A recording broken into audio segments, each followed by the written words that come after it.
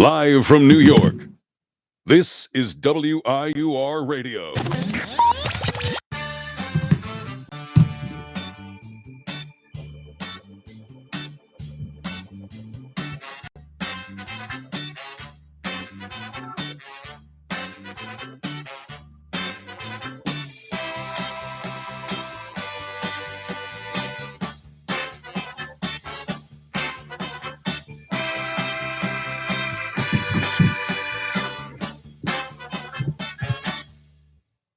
Boy, have I been slacking off. It's been 2 weeks since the last GTSS, and a lot of stuff has happened in the New York sports market. Not just thinking about professional sports, but college basketball has started since my last show. God, I need to get on the head of this. Welcome back to GTSS. I am Jason Adams. And what I'm hoping for today is a very eventful day because usually when I do this weekly, nothing usually happens, even though last time I was supposed to come in 2 weeks ago, there was a dramatic trade in the New York, two dramatic trades in the New York scene, which completely changed everything. And that being the New York Jets actually did something interesting that was worth talking about. Even though I usually don't talk about them on this show, I decided, hey, they've done something interesting. They've done something worth talking, and I'm going to talk about it. And that is obviously the Sauce Gardner and Quinnen Williams trades. Huge deals, just absolutely huge. There's a lot of things to talk about and a lot of things to digest for me as a fan because I have a Quinnen Williams jersey, so that hurts. My first ever actually traded player or lost player from a team. Like I have a Zach Parise Islanders jersey and Pete Alonso Mets jersey. We'll see how that goes. But it's really it was really shocking to me. I woke up from a nap and one of my friends is calling me saying, "Well, dude, did you see the trade?" And I was like, "What trade? Huh? What are you talking about? There's no important trades." And then Jets trade Sauce Gardner. It's like, whoa, what is going on? And then next thing you know, a couple hours later, Quinnen Williams is traded too. And I'll get into the packages in a little bit, but just as a personal feel as a fan, I like it. I personally really like it. You have I believe Quinnen was 28. So he's not a part of the future. Sauce is a little younger. He's 25. But you traded an all-pro cornerback and defensive. I don't know what Quinnen played. I do not know anything about football. When you think about it, Quinnen Williams plays, I think, is it DT, defensive tackle? Defensive lineman, Quinnen Williams, I'll just say that. Quinnen Williams is, where is he? He is 28, turning 29. Oh, he's turning 28 in a couple days, December 5th. But you trade a 28-year-old who is coming off of another, I think, solid season. I don't know how to judge stats, but I remember him having that great 2023, great 2022 too. And then he has I think a weaker 24. The whole team in 24 was really bad. Was a whole mess 24-25 season. And now this season, they didn't win a game till week 8 against the Bengals or something. And that was just a whole wrench. And it's like the team is disappointing. They have a new general manager and it's not working out. New coach too. And maybe Doug, oh my God, what's his name? Doug, whatever the former GM was. He drafted these players. He had connections with these players. Even if he didn't, he gave extension to these players. The new GM who stepped in does not have connections to these players. And I think that's what makes it so much harder that's what makes it so much easier for players, GMs like this. You come into a situation like the Jets, where they've made playoffs for 14 years. They're the worst franchise other than maybe the Browns or the Lions. And I even say the Lions have turned it around enough to say they are probably better than the Jets. So other than you're competing with the Browns, other than the Browns and Jets, are the only two franchises I would say who are worse or on even levels. Jets have a Super Bowl, Browns don't, so I'd say they're on even levels, but it was all back in the 60s. But I think you come into a team that has not made playoffs for 14 years. Fans are just fed up. The team is losing games by a lot. They can't score. They've never had a quarterback since Mark Sanchez's 2 years of dominance. It's just really hard to watch Jets football. And this guy comes in and he says, hey, I'm going to make a statement. And I'm going to trade two people who probably should have been three. I think they should have traded Brees Hall. They could have got a second-round pick for him or a third-round pick for him. But they say, hey, screw it. We're trading everybody. We're trading the two star defensive tackles, defensive players one who hasn't had a great year since his rookie season. I don't even know. Has he had a pick? That's, I remember, being a big talking point. He did not have a pick for 2 years, I believe. It was crazy. I forgot it's not. Wow, did they just not have Gardner? Oh, there he is. he's had 3 career interceptions and 1 game in 2024. He has not had one since 2024, and he's been I don't even remember that one. That was probably just yeah, like, he hasn't made an all-pro since 23, which that's obviously good, and he's obviously been good, but he hasn't been the 4th overall pick worthy corner since 2023, even his best season, 2022. I think it's such a statement, and I love it. The team is going nowhere with this defensive core, even though, like, I saw a report that said, "Oh my god, GMs think the Jets just destroyed a top defense in the league." What are you talking about? They're not. They're clearly not. They're giving up 39 points to the I think it's Jake Browning led defense Bengals. Crazy. Like, what? That's not a top 10 defense. Maybe a few years ago, it's top 10 defense. Most definitely, they were the best defense in the league a couple of years ago, and then they came apart because just the offense was a mess every year and they could never figure it out. And here we are now, currently where the Jets are. And it's tough because they're gonna suck for another 3 years. But I don't know what I expected. Like, they haven't been good since I was 4 in 2011. Like, that was the last time the Jets made the playoffs. I was 4 years old. And that really says something because it sucks. Like, Buffalo Sabres fans are going through the exact same thing as us. We just can't make the playoffs. Like, I saw that clip, a viral clip of when the Sabres got blown out in the first game. The guys screaming like, it's like the 6th grade or something. He hasn't seen the playoff game. I haven't seen a Jet playoff game at all. Like, I wasn't old enough to remember the Mark Sanchez, Reed-led Jets in the early 2010s. And it's so tough because I love football. I do like watching football a lot. I think it's a fun sport to watch, but you can never get into the passion that I have for other sports like hockey or baseball because I've had that one year. I've had that one chance, and the Jets haven't given to me that. And hopefully, with these 2 trades and hopefully the picks to come and even the young players they got in these deals, hopefully they can finally be building blocks, even though I know Mitchell, I think it's Davion Mitchell or something. I should probably make sure. Jets. Is it Mitchell? Okay, I don't know who's Mitchell and Ness. Oh, not Max Mitchell. Forgot about him. Jets Gardner trade wide receiver.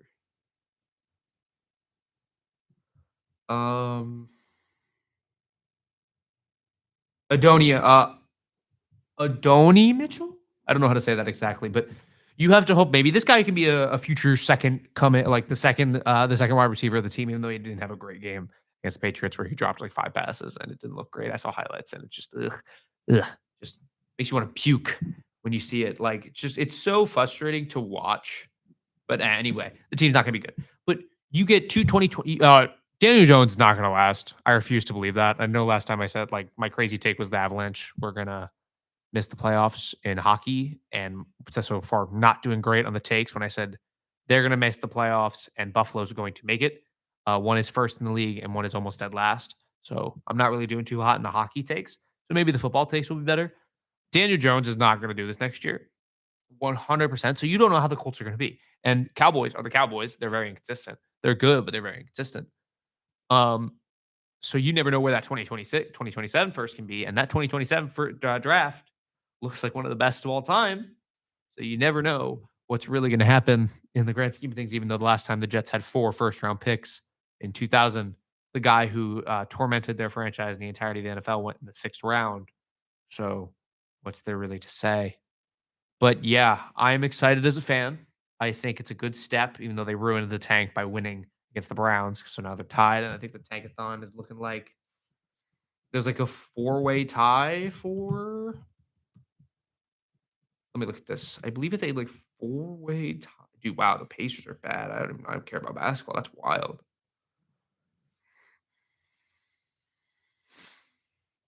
The Jets are 2-8. Tennessee's all 1-8. Like, they just have played less games, and it's kind of annoying. Like, they need to start winning now. They need to start losing. Sorry, if you want to actually get the first overall pick.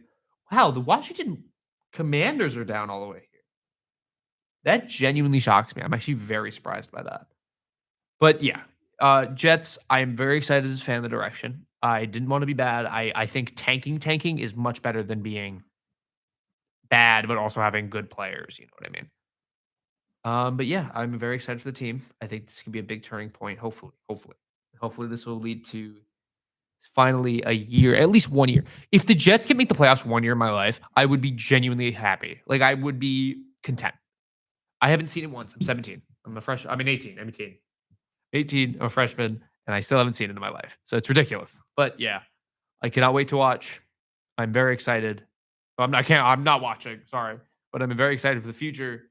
I can't wait to watch the draft because they're gonna have a top pick. And hopefully it's a more sexier pick than the offensive lineman it was last year. But I think, well, look who's ahead of us, the New York Giants. I also got to talk about them because they're also in an interesting spot. They fired Brian Dable at like, I think 12 last week. I don't remember exactly. It might have been last week or 2 weeks ago, same time. But the Giants just can't hold a lead. I really don't watch Giants football, and I really don't have an opinion on them because the Jets and Giants don't have a rivalry in my eyes. That's like I could care less about the Giants, even though I don't want them to be good still. Like I just don't care about them because like it's kind of I'm jealous that they might have another quarterback. But like Jackson Dart's good. The defense can't hold leads.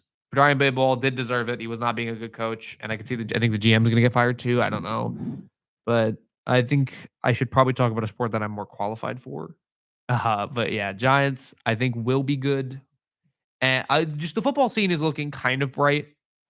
Even though I don't know who you take if you're the Jets. They have Dante Moore going to the Jets right now. I would really like Fernando Mendoza if they're going to take a quarterback. I don't want Dante Moore. I don't even think he's old. 10th overall, third best QB. Oh, they have Ty Simpson ahead of him. Huh. Oh, probably better competition. Denzel Boston with their other first round pick. So why did I say it like that? Boston. Dude, what the fuck am I talking about? What am I talking about? I'm losing my mind. Sorry. Excuse me. I'm losing my mind here. Anyway, I think it's time we move on to the next segment, which will be the baseball off season. God. This is WIUR Radio. Hi, I'm Becca Bittner, the host of Iona University's news show, Good Morning Gales. My co-host, Nick Waltieri, and I cover everything that's going on here at Gale Nation. We give you all the buzzing campus news you need to know before your first cup of coffee every Friday morning. Make sure to check out our morning show, along with our sports show, Gale Zone, on our IUTV Instagram and YouTube. With hosts Cam Woolley and Chris Solaro, you'll get sports updates from the Hines Athletic Center to the big leagues. See you there, and as always, go Gales. Now, back to WIUR. Excuse me, forgot. Didn't realize the ad was so quick. We now move on to the sport that's probably in the most boring sport and the most boring position right now, and that's the MLB offseason. The MLB offseason is really I don't know how to feel about the MLB offseason has been boring so far. There's been no big signings, even though we probably know where Kyle Tucker's going. He's probably going to go to the Dodgers because that's so boring. Like if I look at the MLB free agency, which I have not any free agents 2026. I'm going to do a little prediction of where I think all these teams are going, or all these players are going, excuse me, and why that's my reason for it. I think that's a good way to really keep the segment a little longer than I would like because nobody signed. So there's no like, oh, I'm wrong. And I would be very proud if I got like any of these right. If the free agents would load. Oh my, they loaded right as I closed out. Oh, Josh Naylor is the only one to sign. He went and re-signed with the Mariners. So like that's expected. $92 million, that's a great deal. I would have liked him from the Mets. Available though. Let's look at some available free agents. Like Ryan Yarbrough, Josh Naylor, Keegan Thompson are the three big names. Kyle Hart.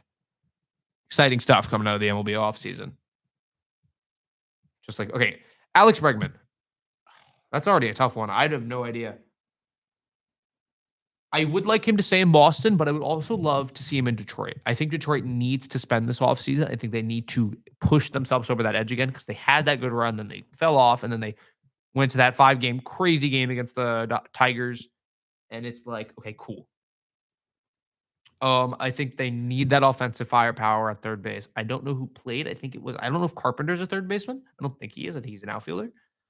But yeah, love to see the Tigers. I know they were rumored last year, but I want them to fully go for him this year. Pete, The Mets are the best fit, but he's being way too demanding that I don't want him personally as a fan. So I gotta say, ooh, this is a hard one too. Red Sox Red Sox, Texas. I think Texas, not counting the Mets, who I think are the most realistic team. I think the Texas Rangers go after him. I think they need that first baseman. They have Seager, they have Semien. They're after 2 disappointing seasons after the World Series. I think you have to bounce back for the Rangers. You have to make the playoffs at least. You have the World Series ring, those who really cares. And why not keep hogging all the former Mets at the same time? Bellinger, would just love to see him go back to the Yankees. I don't know about Dominguez. I don't know how serious he is. I don't think he's that good. Um, I don't think Dominguez is going to be that good. He really has not shown me signs since 2023 when he had that short stretch of games and then he got hurt. So I think he either stays at the Yankees or what would be a spicy team that needs an outfielder? Dodgers? Go back to the Dodgers? Or no, no. Get him on the Brewers. Get Cody Bellinger on the Brewers. Get him with Yelich. Oh, he's so gross. I'd love it. I'd love it actually. Um, Jordan Montgomery. Why does it say he's on the Brewers? MLB. Wait, what? Why is it saying did he sign with the Brewers or something? No, no. There would have been more news about him. Jordan Montgomery got hurt last year. I think towards it was either a Tommy John surgery or so he's probably gonna have to sign a 1-year prove it deal. There's a 1-year deal. I would say the Mets, but they really proved that they cannot develop pitching last year, even though Griffin Canning was good and then everybody else was good until like the last stretch. So Jordan Montgomery, who needs a lefty? Who really? Hey, Cincinnati, you just got bodied by the Dodgers in 2 games. Get another starter in there. I know there are rumors about Hunter Green for some reason, but I would love to see Jordan Montgomery go to the Reds. JT Realmuto, stay with the Phillies. Sound like a 2-year deal, dude. I don't think they have any catching prospects. So I would love to see him. I'd hate to see him, but stay in Philly, dude. Like what? Nick Martinez, who cares? Stay with the Reds. Chris Bassett, stay with the Toronto Blue Jays. You just went to the World Series. There's no point in pushing the envelope. Edwin Diaz. Now, this is a real interesting one because I've seen a lot of rumors. I've seen a lot of things about him going to the Dodgers or him staying with the Mets. And then there was that whole report saying, I would love to stay, but I'm not sure. And that's like, that's kind of a nail in the coffin. And that kind of scares you if I'm personally as a Mets fan because I think he's the most important free agent for the Mets. I'm being completely honest.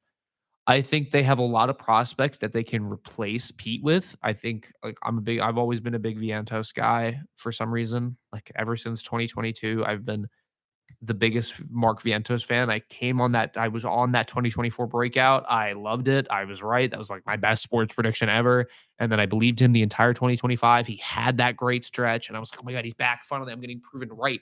And then, I think he tapered off by the end, but I'm still a Mark Vientos believer, but I can really see him being traded. And that makes me just very sad to think about as such a big fan of Mark Vientos. But Diaz either stays with the Mets or goes to the LA Dodgers. They need relief pitching, even though the last reliever they signed didn't work out so great, but it doesn't seem to really matter because they made the World Series. So yeah, Kyle Schwarber, Mets. I would love to see him on the Mets. I think he's killed you for so many years. He's the power bat that you can just fully build around. And I know he's going to cost a lot of money.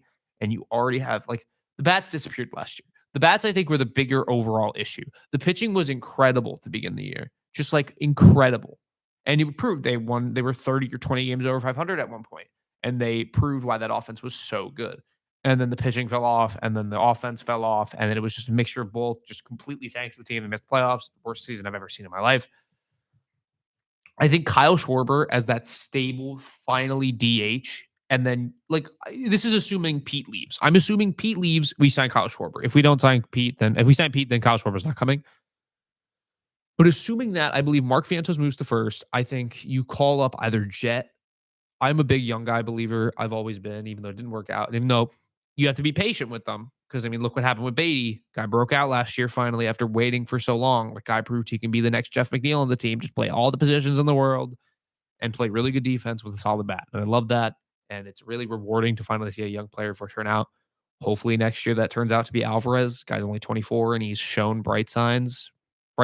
he's shown bright signs in his career.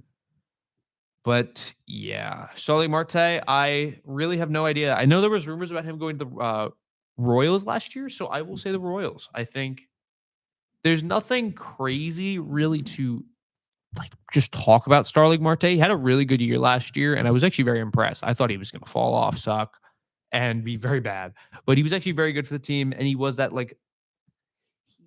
he was like kind of like a spark plug guy. And I know if you sign him to a 1-year cheap deal, I'd be completely okay with that because I think he's a really good buddy with Soto, and the last thing you want to do is piss Soto off in the second year of a 15-year deal.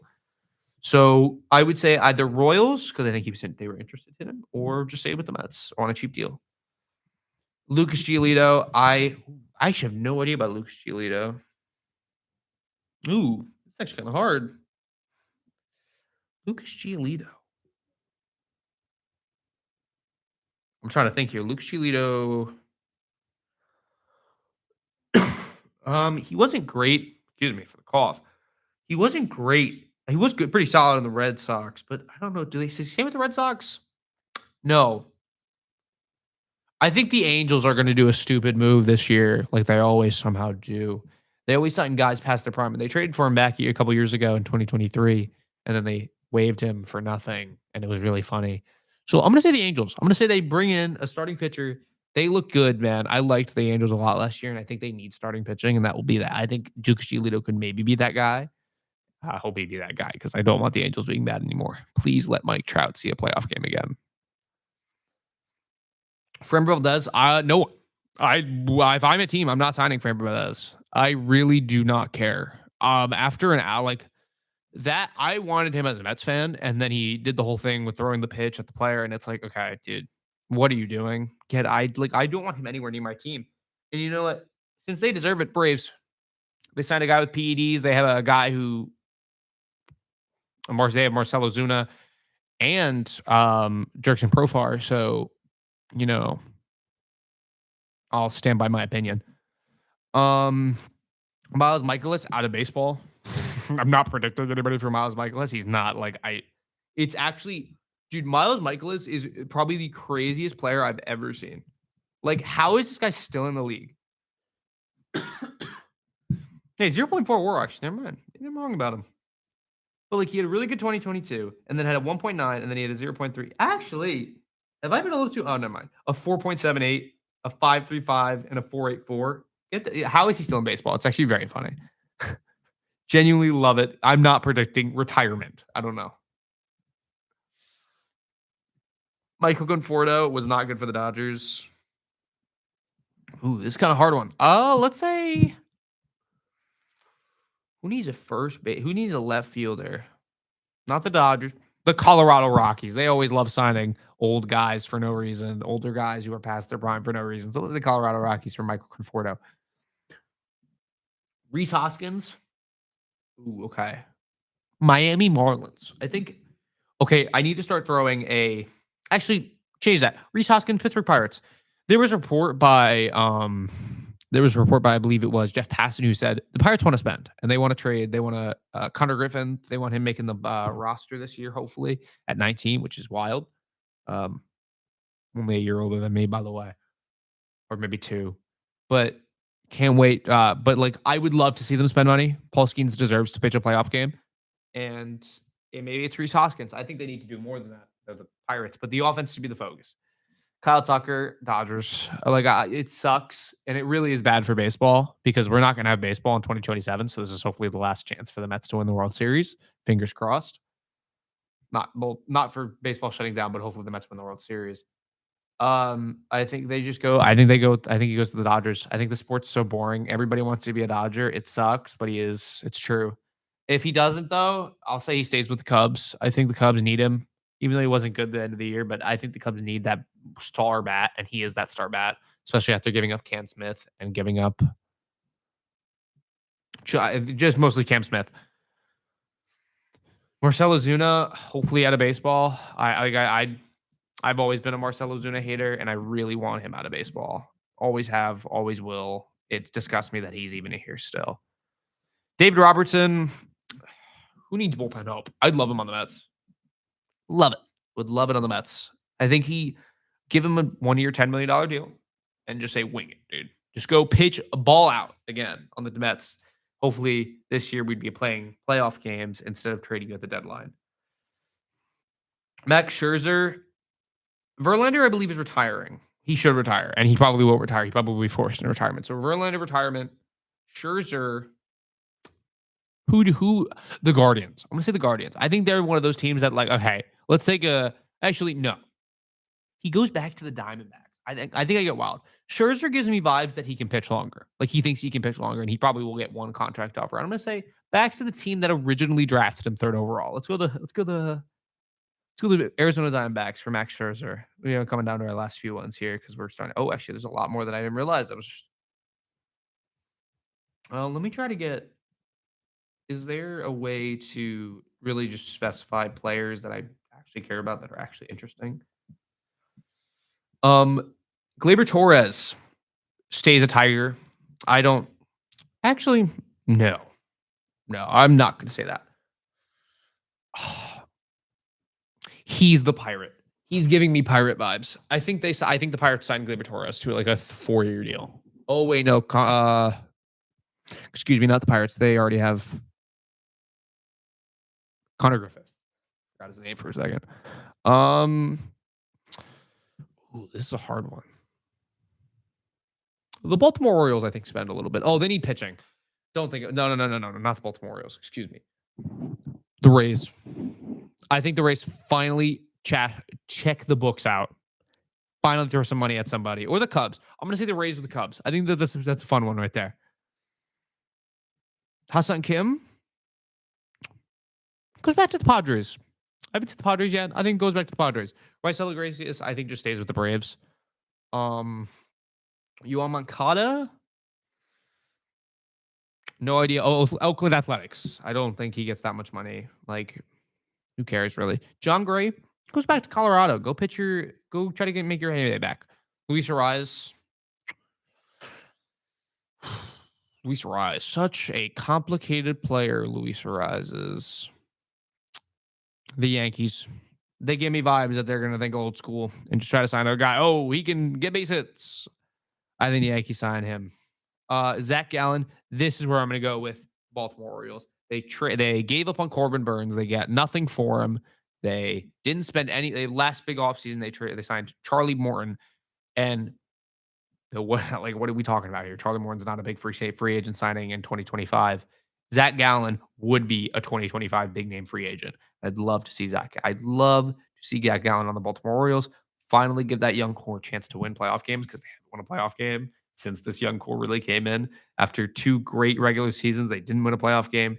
And then they finally had a bad regular season. So it's like, yeah, I don't know what to say. Dylan Cease stays with the Padres. Actually, no. Yeah. Stays with the Padres. I think Dylan Cease, because they're also going to sign Michael King soon.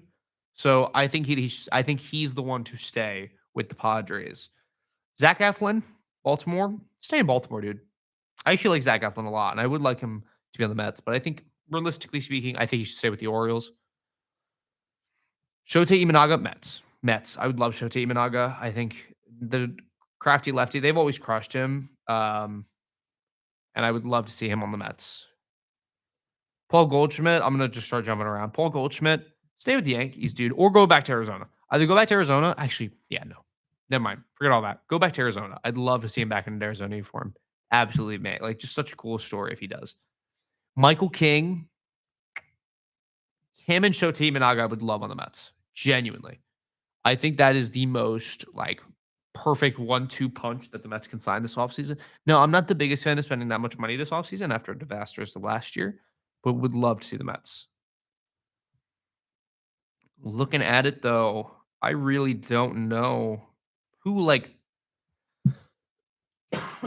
Lane Thomas is already 30 years old. That's crazy to me. Devin Williams. Okay, that's actually a big one. There's 2 big ones I almost missed. Ryan Helsley and Devin Williams. Devin Williams, go back to St. Louis.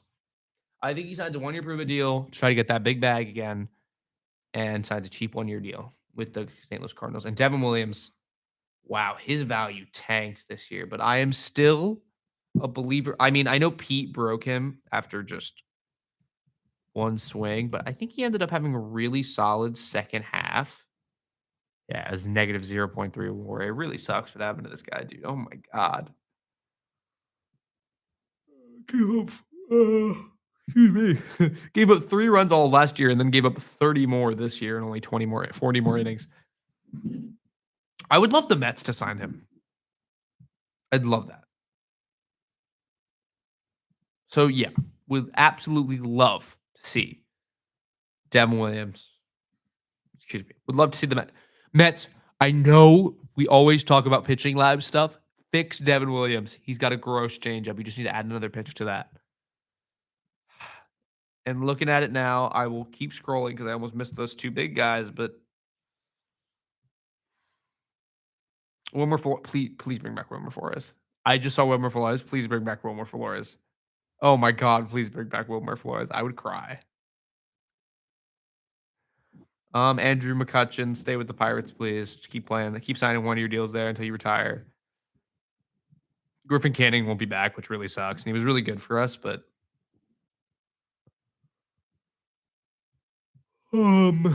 excuse me, I guess I'm really tired. Ryan O'Hearn, I forgot about him.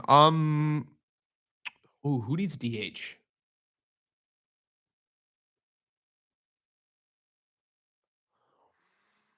What's it? The White Sox. Let's go to the White Sox. Jose Iglesias.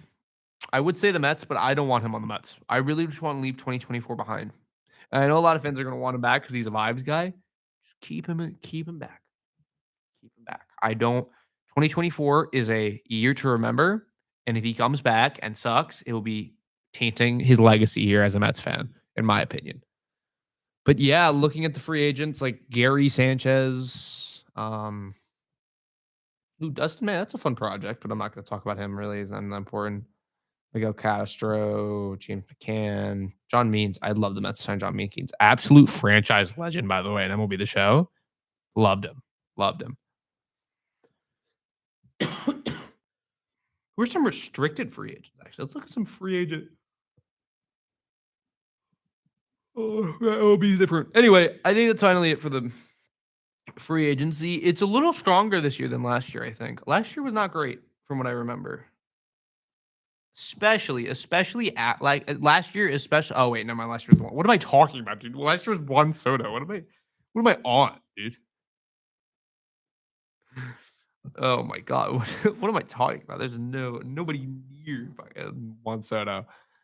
But this is shaping up to be a big exciting offseason, I think, even though nothing has happened.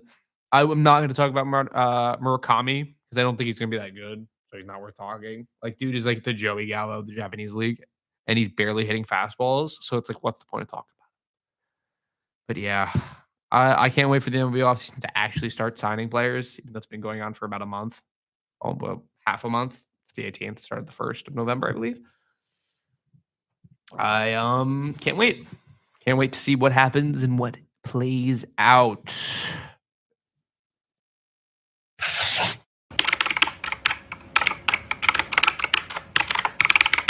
This is WIUR Radio. Hi, I'm Morgan Beastie from the Ionian, and I hope you're enjoying today's show. Are you looking for the latest scoop on campus news, sports, and more? Check out the Ionian University's very own award-winning student newspaper. We keep you up to date with everything happening on and off campus. Want to know about the big game, the latest campus event? It's all in the Ionian. Join the conversation. Read, write, and get involved. Visit www.theionian.org or pick up a copy around campus. Stay informed, stay connected. Now, back to WIUR, Iona University Radio.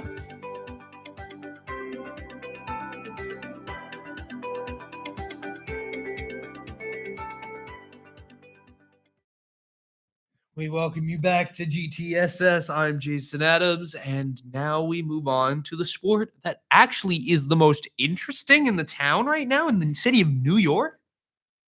That's the hockey season, baby. And I would talk about basketball, but I'm not a big basketball guy myself, even though the biggest sport here is basketball. And I should probably talk about that. I might end up doing a little tiny segment on it. But to start, hockey season's the big deal in town right now, I think. One, the Islanders have a hopefully and what looks like right now a generational talent from what I've seen. Boy, God, like I'm going to talk a lot about that mostly because my team, my love, my beloved Matthew Schaefer. But to really talk about it, I'm going to start with the Rangers because they're the kind of the most boring team I think of the three because the Devils just got the wackiest stuff happens. I said the wackiest stuff happens to the Devils. It's very funny. It's not funny. Sorry, it's not funny. It's injury stuff. It's not that funny. But the Rangers are the most boring team of the group because they don't score. Well, they don't score at home, but they just don't score. Like their advanced numbers are great. They keep the puck out of the net. They have great analytics, so it probably will come soon. The offense, but it just like annoys me. They're so boring. They're just like the Rangers are genuinely hard to watch. I've watched a decent amount of Ranger games. They just don't score. Like it's just crazy to me. I've never seen a team that has really solid offensive talent like this, like the Rangers, that can't score like the Rangers. Like the Islanders over the years I've watched have been the most boring team, but they were good over those 2 years. Over 2019, 2020, and 2021. They were one of the best teams in the league. They were arguably the second best team in the league every year. Sorry, they were the second best team 2 years in a row. They were the runner-up in my eyes 2 years in a row. Like 2021, I don't think the Canadians were the runner-up. I think we were the runner-up. We brought them to 7 games and we lost 1-0 in game 7. I think that was very clear. The Rangers, I have to add side tangent, but the Rangers are a good team. And they should be much more exciting, I think. They have a lot of younger, well, they're more in their mid-30s, but they're not bad. Zibanejad is the most greasy player I've ever seen in my life. Not in a good way, like greasy. Like he just looks greasy. It's like probably the most weird diss I've ever given someone, but he just greasy vibes. I think there's a lot of issues I have with the Rangers team, and I think it's just they don't score and they're not fun to watch like they were those 2 years. Like I hated the Rangers. I will never watch them for fun. I will always hate watch them, but I can understand why people found them exciting because they were an exciting team objectively. They were exciting to watch. They were fun to watch.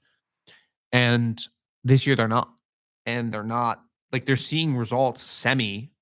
I don't know, like just I watched that Columbus Ranger game, and obviously they had the whole line brawl, which I really don't care about because Rangers stuff. I mean, it was really funny. It was really interesting too. Like, Quick, did he come flying off the bench to go beat up? Like, dude, go to the locker room. What are you doing? It's very funny though. But I think this team is just probably the weirdest team in hockey right now, man. They should be good. They should be better. They should score more, and they don't. They have a game against the Vegas Golden Knights tonight. I actually don't even know their record. What's their record? They're 10-2, actually. They're much better than I thought. They're, I think, below the Islanders still, because the Islanders, I think, are 10-7-2. They're out of the playoff spot. They're tied. There's a 4-way tie for the last playoff spot, but they have 20 games played. 19. And right now, their biggest rival or second biggest rival, depending on who you ask, the New Jersey Devils are in an interesting spot because guess what? Their star player is hurt yet again. I don't know. I don't even know anymore. I don't even know. It's wild. It's wild. The craziest stuff happens to the Devils, man, with injuries. Like Jack Hughes cuts himself with like a steak knife and he's out for 8 weeks, 2 months. What are we doing? Like, was it? No. That was Freddie Freeman. I'm sorry. I'm confusing Dougie Hamilton with Freddie Freeman with him like slipping in a bathtub or something. And it was like funny. It's like, dude, how? Jack Hughes has played like no healthy seasons, I think. He's had all just COVID years or hurt. Guy's 24, turning 25 next year. And he's got 20 points in 17 games, looking finally like a superstar. His most games played was 22-23 when he played 78 games.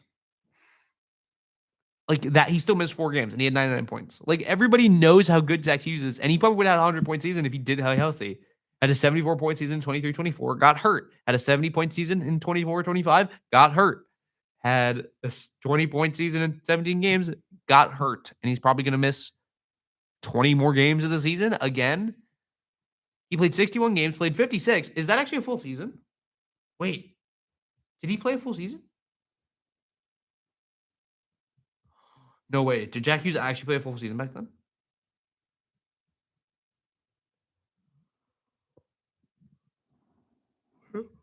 Oh, excuse me. Oh my god. Calculator. I'm like actually trying to figure this out. I'm like acting like a psychopath for some reason. 1930 and what is that? 1930 and 7 is what did I do? 19 plus 30. I can't do quick math. 30 plus 7. 56. Oh my god, I think he played full season. Did he play full season? Jack, please. He did. So his last full season was a 56 game season, and he has not had one. He's not had one in his career since a shortened season. And he only had 31 points in 56 games that year. And he was only 19, but still. There is something. Just Jack Hughes is so good, and he's just finding ways to not play. And then there's also the other Quinn. There's Quinn Hughes, who's also hurt right now. So it's just the Quinn family has broken bones all the time, I guess, or just fucking a glass body every day. Excuse me, sorry. It's frustrating to see. It's good for the game of hockey when the Hugheses are playing alive, I guess. Like at this point, just saying alive is a good thing. And it's better for hockey when they're alive, better when they're good. It's more fun when they're good because just how good they are. That's why all of them were first round picks. It just makes sense at this point. But the Devils are the most frustrating team in hockey, man. They cannot stay healthy. It's tough to watch, and it makes me sad. I mean, even though I hate the Devils kind of, great win against them the other day. I will get down to a single game breakdown soon enough. And I think it's time we finally do because the other 8. Now, Jack Hughes struggled in his first year as a rookie. He looked like one of the worst rookie first overall picks, I believe, of all time. But I think it's time we start talking about maybe the greatest season by a first overall pick, 18 years old of all time. And he's a defenseman and he's playing for the New York Islanders. Like, what? It's Matthew Schaefer. Of course it is Matthew Schaefer, my beloved, my darling. And I'm going to take my slow time. I'm going to take my time with the Islanders because I just love them so much. And this is the most fun I've had watching hockey. And it's so long, dude. It has been so long. I'm going to go on a solo side rant. I have never, this team might finish like 23rd overall in the league, 24th overall in the league. And I wouldn't care. This is the most fun I've ever had watching hockey since 2021. Since the 2021 teams, which weren't fun, like this team could be bad and they're still fun to watch. Genuinely. Those first 3 games were rough, but ever since then, they figured it out. They've played high-flying hockey. Matthew Schaefer has 2 winning games. The guy is like an analytical darling. Like he looks good. He looks good with the eye test. He looks good with numbers. The stats check out. The advanced numbers check out. Like the guy... I saw the crazy stat where it was Cale Makar in his rookie season he had played right now where Matthew Schaefer was, where Cale Makar was playing second tier junior league in Canada and at 18, and then he made his debut in the 2019 playoffs and then finally made his debut, I think it was like 2 weeks before he turned 21. Matthew Schaefer will play 250 hockey games before he is 21. That's nuts. He's going to play 250 games. That is 3 seasons worth of games. He's going to play 3 seasons of games. I think. Wait. 3 times 82? Oh, it's going to be 84. Oh, excuse me. It's 84 too. He's going to play 2 plus 84 games. If he stays healthy, obviously. But he's realistically going to play 3 full seasons. He's going to play 250 games before he turns 21. That's crazy. And I think guy's got 15 points in 19 games. And he's always looked good on the eye test. He just like to see teams having to already respect him. How good is he going to be? This is like a ceiling that I've never seen for a player. And I don't know how good Tavares was in his rookie year, and I'll just check it real quick. Like, McDavid is the best. Celebrini's the best 18-year-old we can remember. And Schaefer's one-upping that. As a defenseman, it's crazy. And it really does scare me that he's going to get hurt. Oh, shit. He didn't play when he was 20. Oh, he might have been 18. No, this was. Tavares had 54 points. And he finished 5th in the Calder. Wow. What was going on in the 2019 Calder? I mean, 2009 Calder, dude. Calder. Jesus. Tyler Myers? Jimmy Howard? Oh, that's actually not. That's not. Matthew Shane finished ahead of him. Wow. Chuka, Tavares, Nicholas Bergsford. I was a first round pick in 2005. I'm going on a side tangent. There is a lot of positives to Matthew Schaefer, and it's giving me just giddy. It's getting me giddy because like the prospect pool is really good still. You have Victor Eklund, who I think could be a top line, first line, middle top. I think his lowest middle sixer. I think he can be a top sixer. I think he can be a first liner. He's a complement piece. If the Islanders right now need one guy, they need a top line center. They're gonna like Horvat's 30, turning 31. Barzell. What is wrong with me right now? I'm saying names so weird. Barzell is 28, turning 29 next year.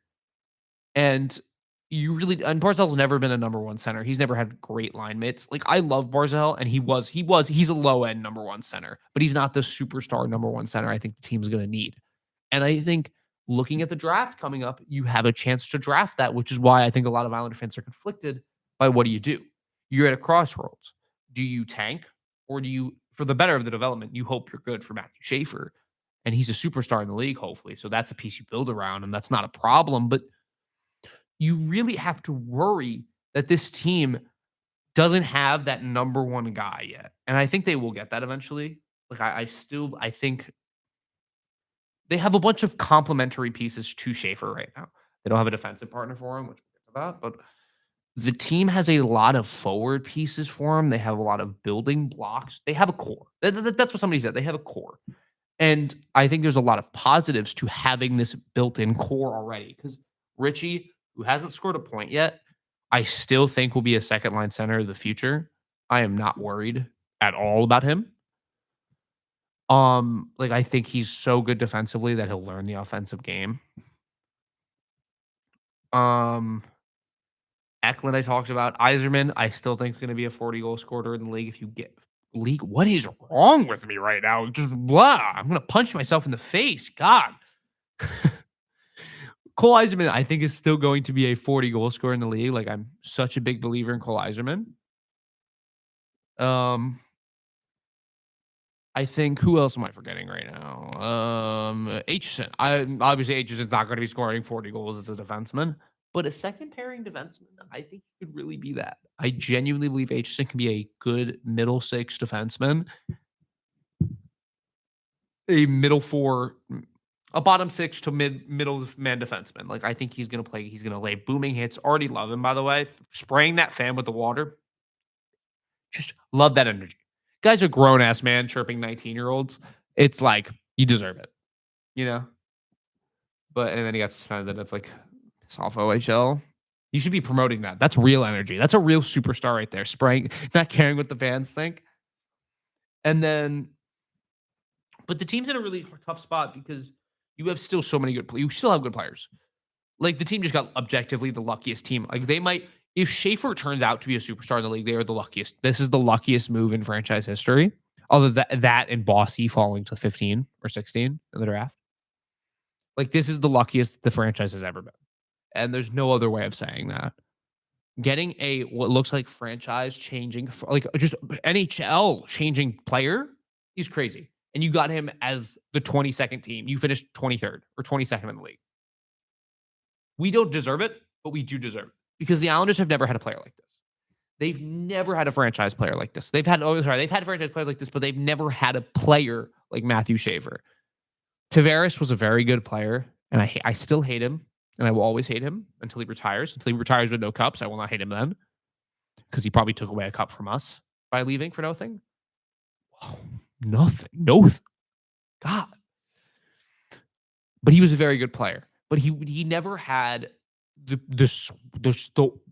play that Matthew Schaefer has. I have no words for it. Genuinely so exciting. I love to watch, and I'm so excited for his future. So excited for the NHL's future with him. Like the NHL's in such good hands. All three of these players should make Team Canada. Celebrini, Bedard, Schaefer. This is the same thing with Crosby. They should all make it. Simply that. And I cannot wait to watch how his career plays out. And I'm gonna game by game. Let's look at it. Overtime win against the Devils. Great comeback. Oh, sorry. Blow the game with 5 seconds left. Beauty set up by Drew into Barzell. Barzell with the game winner. Perfect.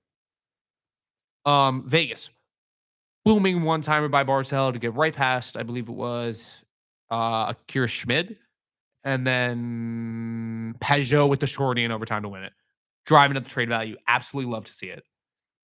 And then Matthew Schaefer just having the celly of a lifetime, jumping up and down like an 18-year-old, like a guy just woke up on Christmas Day. And it's just, I love to see it, love to watch. And I am so just excited as a fan to see that this team went from a bottom 5, bottom 10, probably bottom 2 future with the Penguins to what might be a top 10 future with a superstar like Matthew Schaefer. Like, they could spend 3 years rebuilding and they would still have a player who looks this good at 21. That's not, like I said, 3 seasons of Matthew Schaefer will be 21 in 3 seasons. Like, what? And he's this good? Hopefully, a lot of these rookies, some rookies really scare me. I shouldn't worry about this because he's 18. I always worry that players are going to peak really early and not have that longevity. I don't see that with Schaefer, and I should not worry about that as a fan. Just don't think about that. That's a bad thing to think about. But I genuinely cannot wait to see how his career plays out, how this plays out as a franchise, and what might happen and what might be the future Islanders. And hopefully when I'm at least in my junior or senior year of college, they're competitive. That's the least I could ask for, I think. But I think that's really all I have to say about the Islanders. They play tonight against Dallas. The Devils play Tampa tonight, and the Rangers play Vegas. So big stuff coming out of hockey tonight. I cannot wait to watch, like always. But yeah, I think that's gonna do it for me. A fun episode, a little more heated, a little more just. The free agent segment was a little shaky, but I think we had a little fun because it's hard to think about rosters off the top of your head. And I didn't really have the rosters. Like, I kind of popped with the free agency idea because nothing's happened. So I was like, oh yeah. But yeah, it's been fun. This was a fun episode. Hockey talk will definitely be better next time. I got to approve my Rangers and Devils segments, but the Islander segments I can talk about for hours. But yeah, I that was fun. I think that's going to do it for GTSS episode 7 or 8. It might be the other one, but I'm not going to say the other number. But that will do it for me. I'm going to sign out saying this. What are you? What are you? What are you, the Islanders? The Islanders, I'm just going to actually wait. What are the Islanders, Are you competitive or are you not? But anyway, that's going to be do it for me. It was a fun episode. This is Jason Adams on GTSS signing off.